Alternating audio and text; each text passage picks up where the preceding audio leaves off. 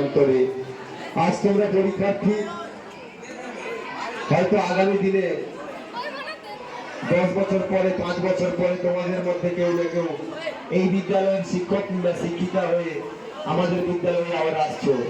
আমরা এটা চাই, এটা আমাদের অত্যন্ত গৌরবের, আমরা এই আশাই করি আমাদের মধ্যে, আমরা এই কামনাই করি তোমরা নিশ্চয়ই আগামী দিনে অনেক ভালো ভালো জায়গা অলঙ্কৃত করবে, প্রত্যেকে নিজের জীবনের পায়ে দাঁড়াবে।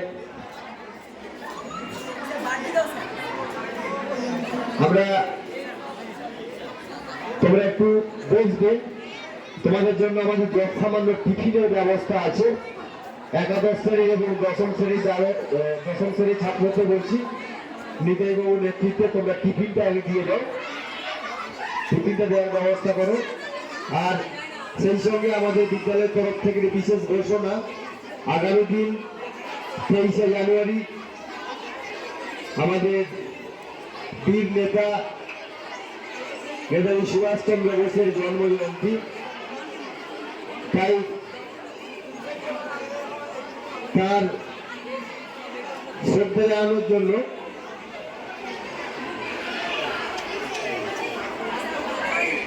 আর সেই সঙ্গে আগামী দিন এবং তারপরের দিন 23 এবং 24 এই 2 দিন সকাল ঠিক 7:30 থেকেই বিদ্যালয়ে বাৎসরিক ক্রীড়া প্রতিযোগিতা অনুষ্ঠিত হচ্ছে।